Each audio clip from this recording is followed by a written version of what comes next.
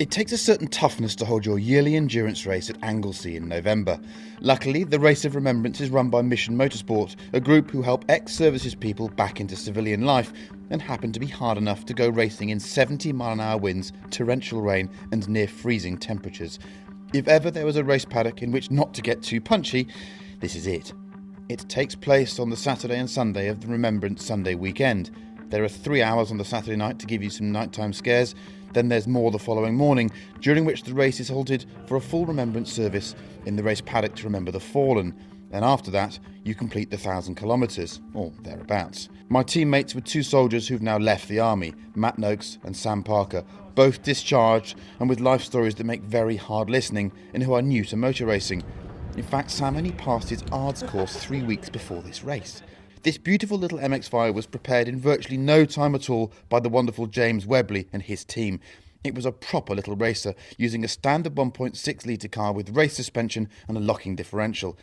To make us feel even more inadequate, James would also race the car.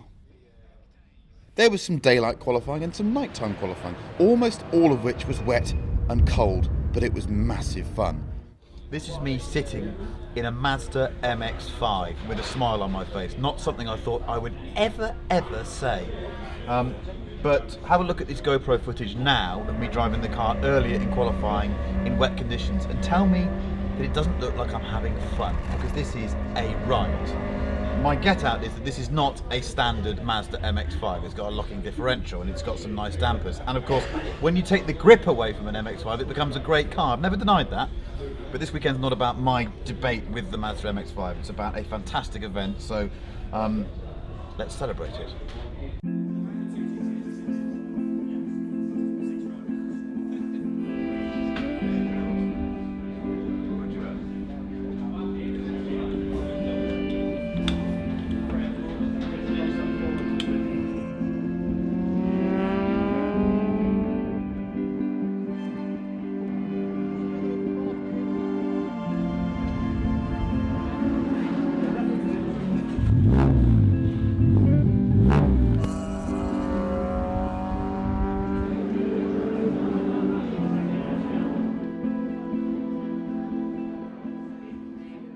So we're bang in the middle of the night qualifying thing now. I've done a couple of laps. The lights are all good. Noakes has been in and done his bit. Sam's about to go in now and do his.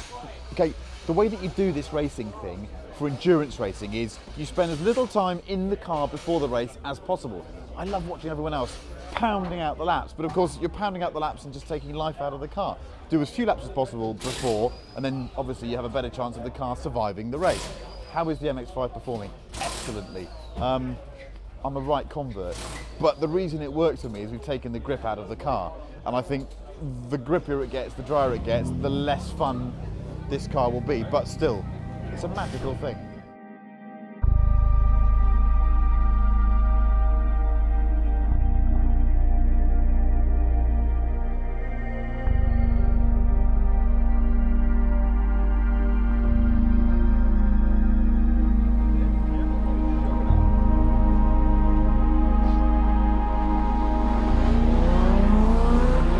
Started in 22nd position, and after 1 hour we were up to 8th place. But then the crash bang wallop of endurance racing reared its ugly head, and we had the first of many extra stops in the pits. And if you want to see how much racing can get into your veins, watch these reactions from Matt and Sam. This man here, Sam, passed his ARDS test 3 weeks ago, and he's just done a night stint in an MSA approved motor race. So did you enjoy it? Mega, mate. Mega. Let's say he wasn't quite so sure about getting in it, but he got in it, did the job, did a 59? Yeah, 159, It's pretty much just about on my pace. Hey, absolutely. All right, fantastic. Remarkable. Oh, I've got a good teacher, right? I'm stunned. Amazing. Love it. Oh, fantastic. How good is it? Amazing. It's better than any drug you'll ever take, better than any drink. You know what, getting shot at, ambushes, the lot. Yeah. Completely different classes, however, mate, that was amazing. He's so close, it's just like, yeah, it's either going to go off or it's going to be a hero here. Hero every time. Brilliant. Right. How good is that? That is awesome. Right, so we've got a rest tonight, Yeah. about a couple of beers, and then we're off again 9 o'clock tomorrow morning. This is my kind of race. How's about this for a Sunday morning restart to blow away the cobwebs? Wet, cold, but with the Irish Sea raging in the background.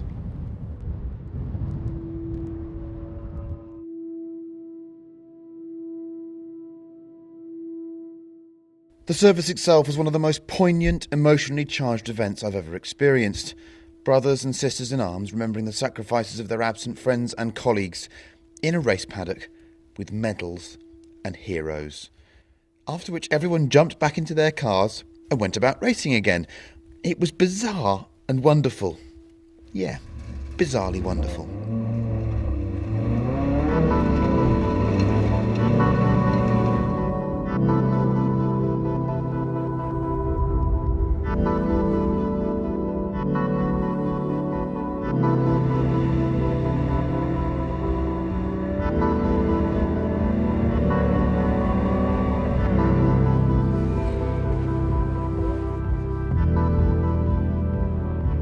I still don't quite know how the little MX-5 made it to the second half of the race.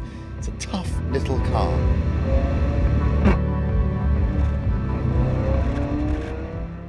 We had some more knocks then, but Sam, Matt and James kept us trucking, and I just sat back in awe of who they were and what they'd achieved.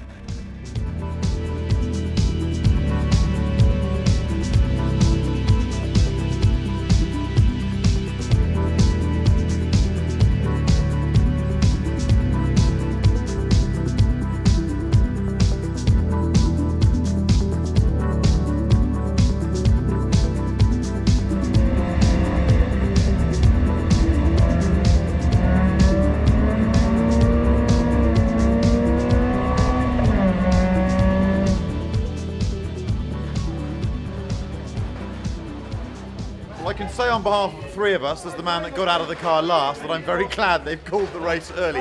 I know we'd love to cross the line in the full time, but that last stint was nuts, so I couldn't see and the tyre wasn't working. But we finished the race. Yeah.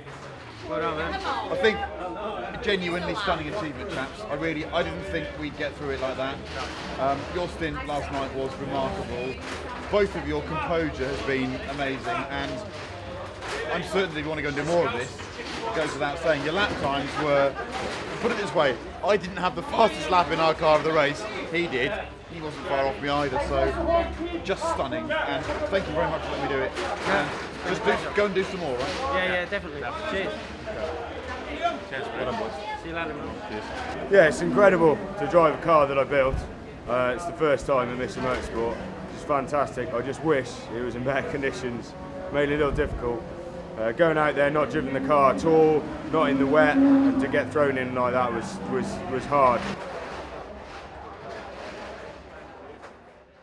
I think in the end we came 32nd, but that wasn't really the point.